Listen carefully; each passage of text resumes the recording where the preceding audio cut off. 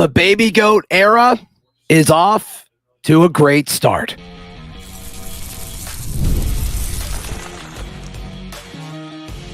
You are Locked On Auburn, your daily podcast on the Auburn Tigers. Part of the Locked On Podcast Network, your team every day. Yes, welcome on into Locked On Auburn, your daily Auburn Tigers podcast. I'm your host, Zach Blackerby, and thank you so much for making Locked On Auburn your first listen every single day. And Auburn gets it done. The Auburn Tigers get it done against the New Mexico Lobos, which is apparently like a wolf. Didn't know that. They win 45-19 in what seemed like was going to be dramatic fashion. Then they pulled away there in the second half because the offense was more efficient, and then the defense did just enough to slow down what New Mexico was trying to do. And hats off to New Mexico. I mean, we talked about that throughout the week, that New Mexico's offense was going to be able to score. It was a little bit more productive than I was expecting. But all in all, the final score, the line was 28. Auburn won by 26. So it ended up being about what the experts thought that it would be. To me, the story, I think everybody's going to agree, Hank Brown. And as most of the folks that pay attention to this show know, we thought that that Auburn would be in good hands with Hank Brown under center. And that proved to be exactly true. I mean, Hank Brown took care of the football. In fact, I got a text from a buddy of mine right before the game. He's like, okay, what is a successful outing for Hank Brown look like? And I said, for him to take care of the football and for Auburn to win the football game. And he did just that. He did just that. It's the running backs that didn't take care of the football. We'll talk about that in a second on the show. But Hank Brown, 17 of 25, 235 through the air, and then 4 touchdowns. And his first start as a redshirt freshman, you take that. You absolutely take that. I mean, I think Hank Brown is the future of this program. I've said that before. This is not a surprise to me. And this was something that they talked about on the TV broadcast over and over and over again. And we've seen it as Hank Brown comes on this show a lot. And he talks about it, is his composure. I said it as soon as he flipped from Liberty to Auburn. I'm like, this kid's got moxie. This kid has that it factor. And just hearing from different folks throughout the broadcast that we saw on TV tonight, Hank Brown was as cool as he could possibly be. Stone cold, focused. And I mean, he lived up to that. He certainly lived up to that tonight. And that's just who this kid is. He's got that it factor that you want as a quarterback. Fighting through some voice issues, guys. Bear with me. Thank y'all for stopping by. So, obviously, like, Hank's stats were solid. Like, you certainly take that. But who he got involved, I think, is super cool. So Cam Coleman didn't play. Saw some people getting mad online. How are they not involving Cam Coleman? Well, it's because he didn't play. That's why they didn't involve him. Thank you, my friend. Shout out Rye Bear. So to me, like, it's who he got involved. We saw him go to Camden Brown early. We saw him go to Rivaldo Fairweather often, more than Peyton did. And then that deep ball to KLS. Oh, my gosh. Oh, my goodness. And the thing I love about Hank Brown is when he throws it deep, I think we all, like, while the ball is in the air, we kind of expect the guy to catch it. And I don't know if I've ever really felt that at an Auburn quarterback before. Sorry, guys. So, yeah, to me, I think the fact that he involved everybody, and even the check down to Jarquez Hunter in the second half, it's like, yeah, where's that? Where has that been? And so, to me, I think that's going to be something that's probably not discussed a ton, but not one dude really dominating the receptions and the total yardage game. KLS had the most production through the air, but it was just with 2 catches. And because one of those was a 50-yarder. Beautiful placement by Hank. It's exactly where you wanted it. The other deep one that was awesome was Perry Thompson. How great was that? Surprised we didn't see Perry more tonight, by the way. That surprised me a little bit. And then you saw him go to him like a few plays later hits him in the numbers and he drops it. So it's like, is that why he's not playing as much? Is he dropping stuff in practice? That would make sense. He's a freshman. As part of it. Freeze has been very honest with saying, like, whenever we ask about Perry, he talks about some of the NFL receivers that he coached at Ole Miss that he had to redshirt as freshmen. He's like, okay, I don't think Perry's going to redshirt, but it's just they've been pretty like consistent with saying like he may not be ready day one, but you can see the moments. You can see like the glimpses of what Perry Thompson can be. But I do think it was interesting how much attention Camden Brown got early with Cam Coleman not in the game. Y'all really want to talk about the defense? We're doing that. We're going to do that. Auburn wins big, and we want to talk about the defense. No, it's important. The defense is certainly important. Rivaldo, 3 catches for 37. And then Robert Lewis, man, they went to Robert Lewis early, and then they kind of went away from him. It's like he was a part of the scripted plays, and then they stopped. So I kind of wonder exactly what that is, because in the opener, Malcolm was a part of the scripted stuff from the slot, and then they put Robert Lewis in after that. So still kind of wonder what they're doing with that slot position. It doesn't make a ton of sense, or it could just be game plan based. We'll see over the course of the season, but that doesn't seem like a clear, obvious option yet. Sam Jackson, 1 catch for 26 yards, which was electric. That was super, super exciting. But yeah, to me, it's Hank Brown. Him spreading the ball out, not feeling like the moment was too big. And it's like, could Hank do enough in his first start as a redshirt freshman to say, we feel good about him against Arkansas when conference play starts next week? And I think that's going to be a unanimous yes. If anybody disagrees with that, put it in the live chat, because I'm genuinely curious like what the argument against Hank is at this point. Because there are Peyton Thorne supporters out there, folks that think Thorne should be the guy moving forward, which is fine. There are arguments for it. I don't know if they're good enough to like change my mind on anything, but I am curious to see what y'all say about that. All right. Let's touch on the defense, because that was brutal. We'll jump into that in just a moment, right here on Locked On Auburn. Today's show is brought to you by our friends at Factor Meals. Factor, they send you delicious, fresh, never frozen meals. It takes like 2 minutes to heat them up. And they're so, so good. And you can achieve your wellness goals with Factor. Calorie Smart, Protein Plus, Keto. They come straight to your door. You heat them up for 2 minutes, and then boom, there you go. You can head to factormeals.com/LockedOnCollege50 and use code LockedOnCollege50 to get 50% off your first box plus 20% off the following month. Just go to factormeals.com.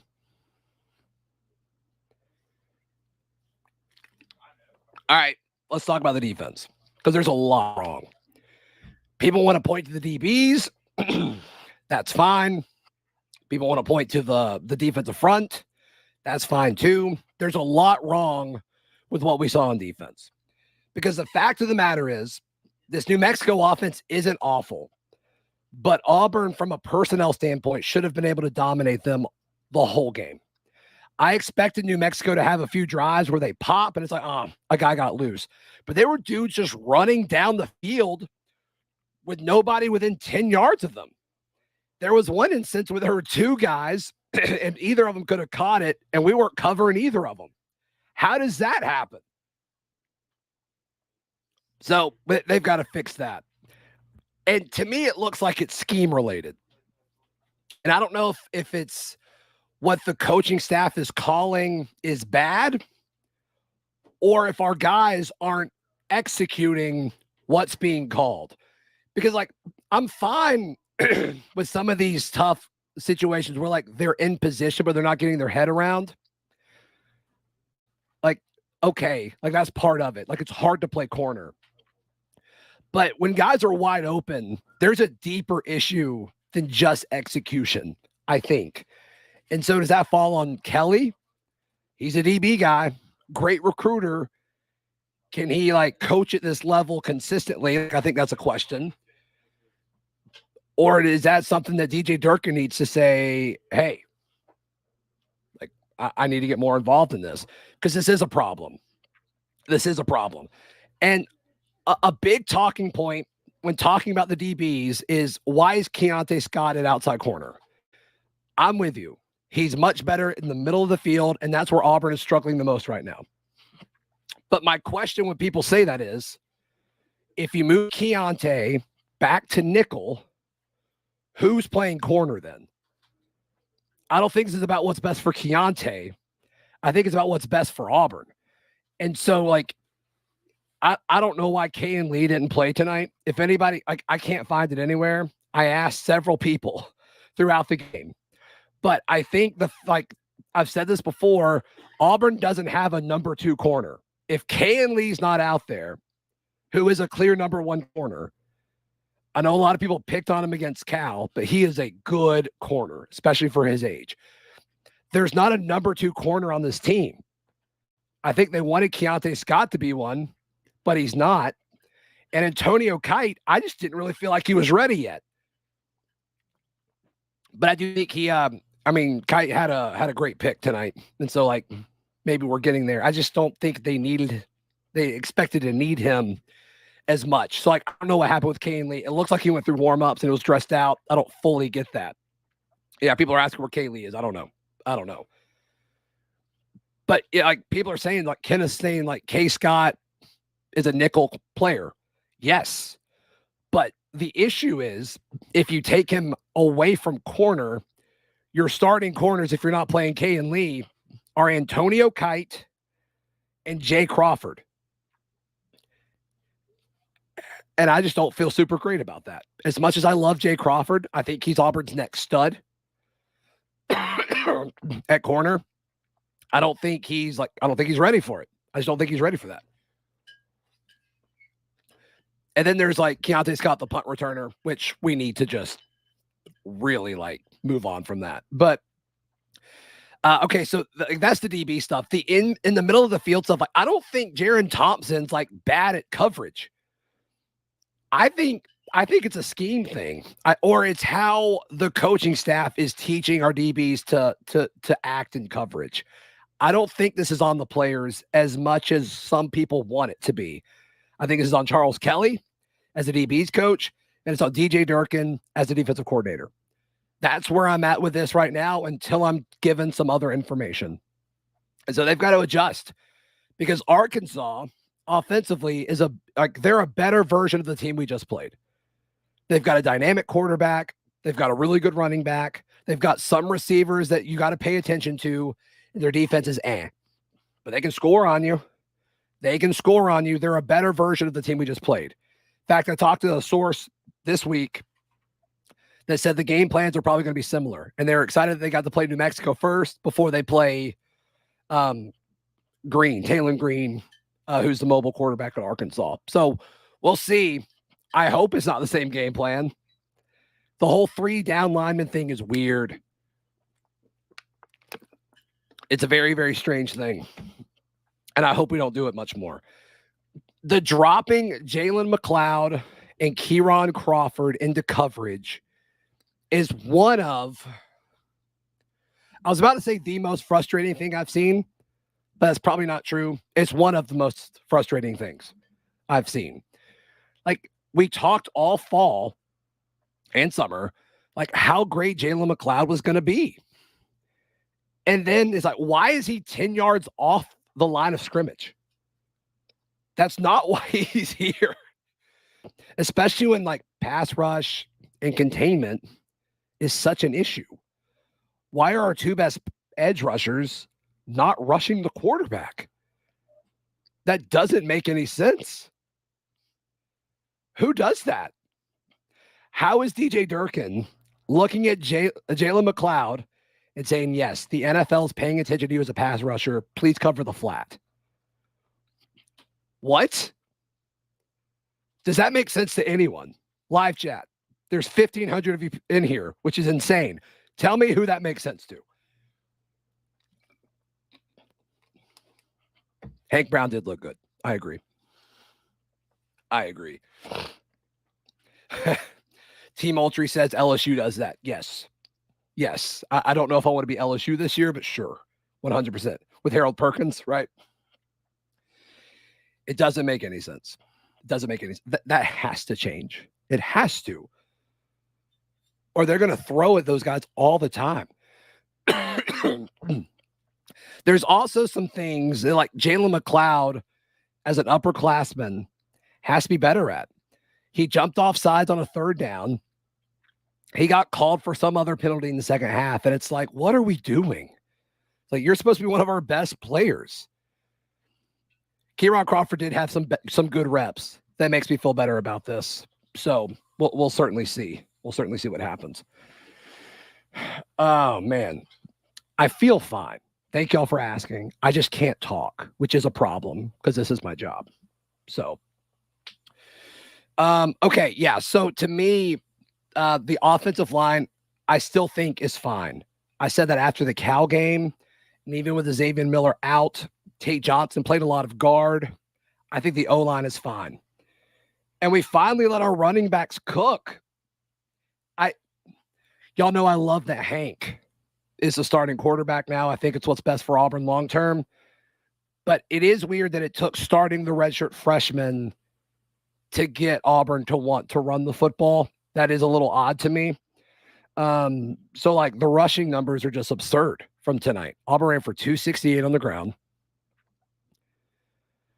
Jarquez, 20 carries for 152 yards. That's 7.6 yards per carry. That's delicious. And there were dynamic runs, too. Like, he just made guys miss play after play after play. Damari Austin had 10 carries for 80 yards. That's easy math. That is 8 yards a touch. Fumbled, which is a problem. It raining is not an excuse for you to fumble the football. The other teams don't fumble when it rains. So a lot of people say, oh, well, it's raining. The ball is wet. Get over yourself. That's your job. Hold on to the football. But yeah, Jarquez Hunter, Damari Austin, they were dynamic. Jeremiah Cobb, 7 touches for 34 yards. That's just under 5 yards a touch. You take that for sure. Then Holden Geriner scrambled 6 yards on a Hail Mary play, which was interesting. Don't fully get that, but whatever. That's fine. That is fine. All right, go ahead and drop your questions and takes in the comments. We'll jump on those in just a moment. Right here on Locked On Auburn. Today's show brought to you by our friends at eBay Motors. Can you imagine? Can you imagine buying a car part anywhere other than our friends at eBay Motors? I can't. In fact, if I needed a part for my car and somebody gave it to me and they told me it wasn't from eBay Motors, I wouldn't put it in my car. I just wouldn't do it. I just wouldn't do it. They've got over 122 million parts for your number one ride or die. You'll always find exactly what you're looking for. And with eBay Guaranteed Fit, your part is guaranteed to fit your ride every time, or you get your money back. Keep your ride or die alive at ebaymotors.com. Eligible items only. Exclusions apply. eBay Guaranteed Fit only available to U.S. customers. USA. All right, let's jump into questions. I imagine most of the questions are going to be about Hank Brown, which I'm totally okay with. All right. L.B. Ross asked, does Thorne see the field again? If Hank plays like he did tonight, no, he does not. He does not. My understanding of the conversation that the staff had with Hank was the direction of the team is to be led by number 15. It's not that it was up in the air or it's going to be a quarterback battle each and every week. It's that, hey, this is your team now. So I don't see Thorne coming in a backup situation unless like Hank were to get hurt. I think Hank would really have to drop the ball for them to go back to Thorne. And that stinks for Peyton, but like you can't say he wasn't given a shot. You can't say it. Daryl Manning asks, why would you put a defensive back in as a punt returner? That's why he's a DB, because he can't catch. Obviously referring to Keontae Scott, who did not catch the punt. I mean, there's a lot of good DBs that are punt returners. to me, this is a prime example of or a prime opportunity for you to put Malcolm Simmons or Bryce Kane on the field. Hugh Freeze admitted, whether we agree with it or not, earlier this week, he admitted that he was almost pandering to the young freshmen to make sure that they were happy. This is a prime opportunity to put him on the field. And every time Malcolm Simmons touches the football, it's he does something good. Put him back there. I don't care that he's a freshman. It's not like the guy that's back there is been consistent with taking care of the football anyway. So yeah, they've got to look at that. Because in a close game, I mean, we saw it in the Iron Bowl. In a close game, that'll cost you.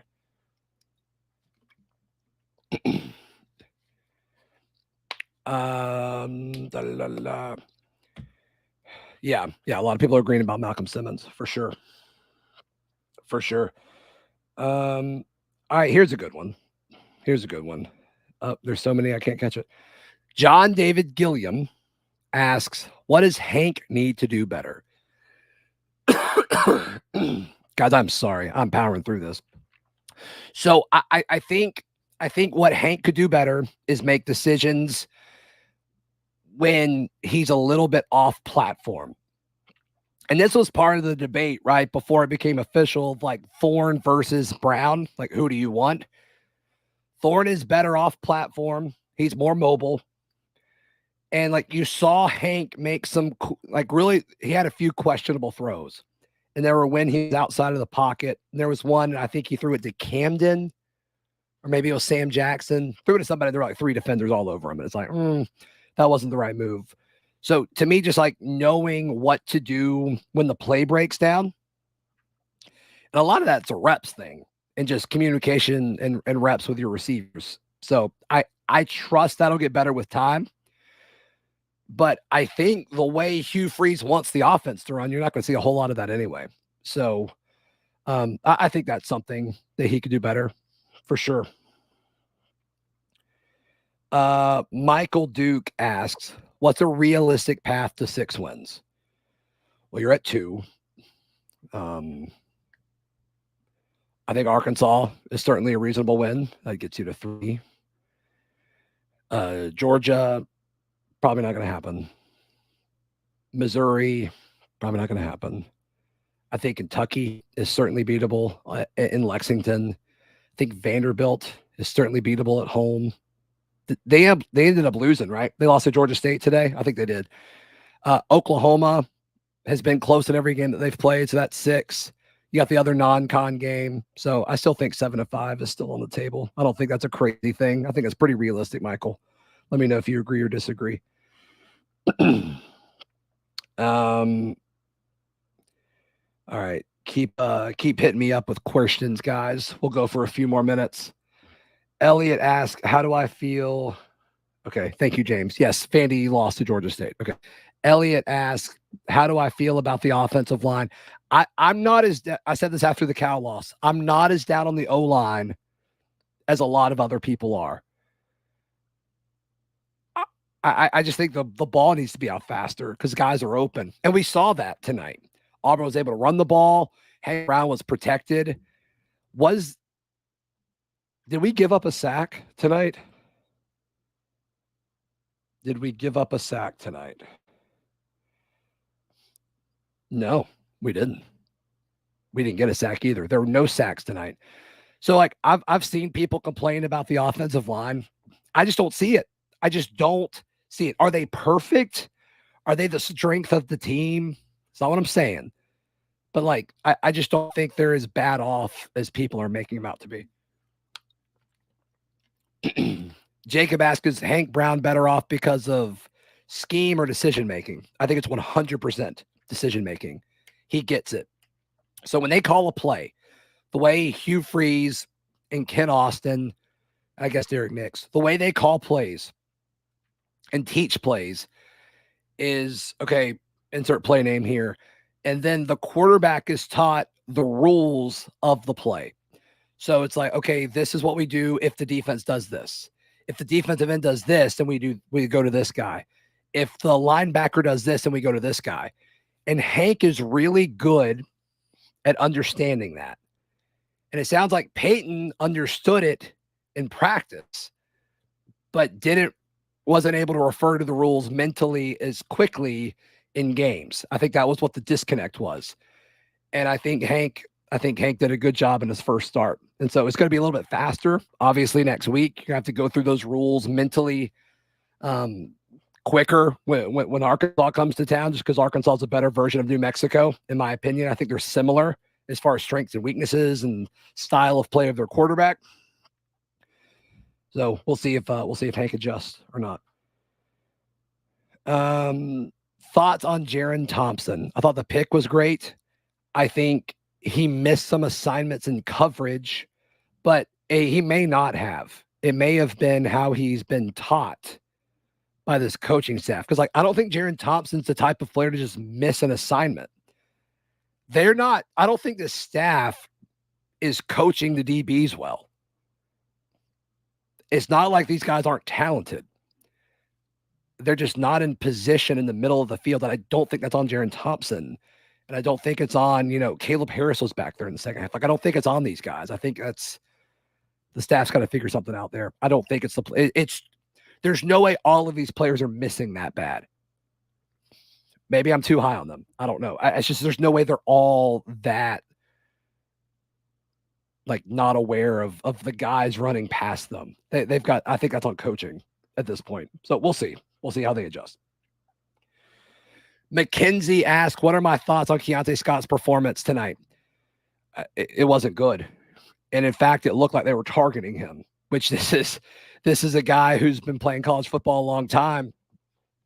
And you've got a New Mexico team whose game plan was to go after Keontae Scott. That's not good. That's not good. The issue with this is I think Keontae Scott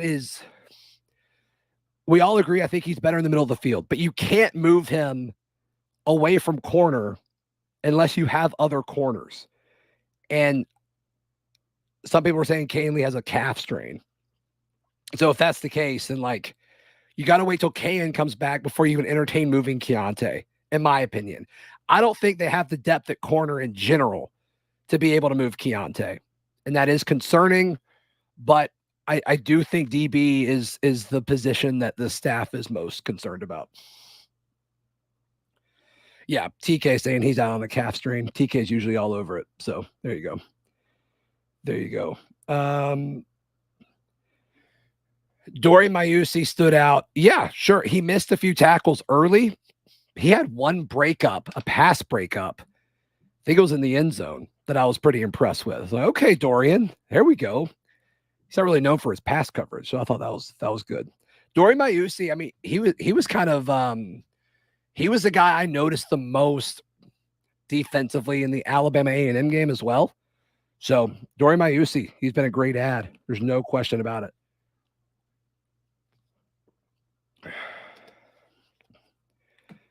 All right.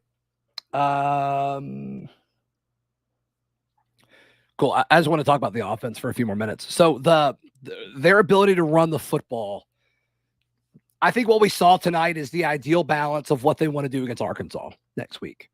And then the following week against Oklahoma is you've got to, you call a play and you've got a dude who seems to be ready to read it right after the ball is snapped. I mean, that is just so valuable. And I think this is what the RPO is supposed to look like. I mean, they did it from his first snap.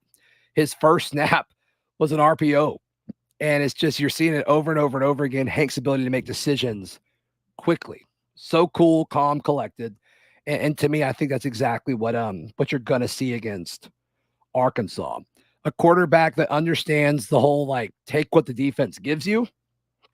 And you could do that when Jarquez Hunter and Damari Austin are averaging 8 yards a carry.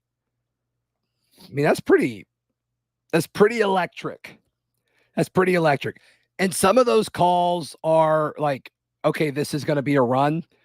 But a lot of those runs were set up because Hank made the right decision to hand the ball off instead of pass it. And we saw Thorne do that a little bit last year. We saw him do it against Arkansas last year. We saw him do it against Vandy. And obviously, those were the offenses were cool, this is great. This is great. But yeah, to me, I think I think that's kind of like an underrated part of all of this is how much Hank could potentially help the running game despite him not being mobile or as mobile as Peyton. So that's exciting. That is certainly exciting. All right. One other thing. They tried to do the Wildcat stuff early, and I just want to put it out there that I hated it. I hated every bit of it. When Hank was lined up under center, and then they like flexed him out at receiver, and then they did the direct snap to Jarquez. It's a fumble that he recovered, thankfully, and he got the first down. But then I don't remember if it was a goal line or if it was just in the red zone. And they went Wildcat with Damari. And I'm just like, what are we doing here? What are we doing here? And like, also, I'm just going to ask y'all this question. How much longer do we have until we like say, okay, there's like a real issue with our running backs holding onto the football? Like, that's got to get fixed. Like, you can't do that against Arkansas. You can't do that next week. You can't do that again this season. Running backs don't need to fumble, especially Jarquez and Damari. They are too good. They are too good to be doing that. Guys, I want to keep going, but I just can't. I'm going to rest it. Daryl and I are about to record a show. Our guy, Charlie 5, is live on the barn right now, I think. I'm confirming. Kyle, if you're in here, go ahead and go live so I can send people to you if you're in here. But I'm going to drop the link. Go ahead and hang out with Kyle. Subscribe to the barn. I do a show over there as well. It's called Village Vice. I do it with Brad Law. But all in all, great performance. Great performance by Hank Brown. Rough performance by the defense. They've got a lot to fix, and we'll talk about that over the course of the week. A lot of y'all are telling me bourbon and honey. All right. I think we can do that. Thank you guys so much for tuning in. Please like the video. Please subscribe, and we'll see you next time. This has been Locked On Auburn.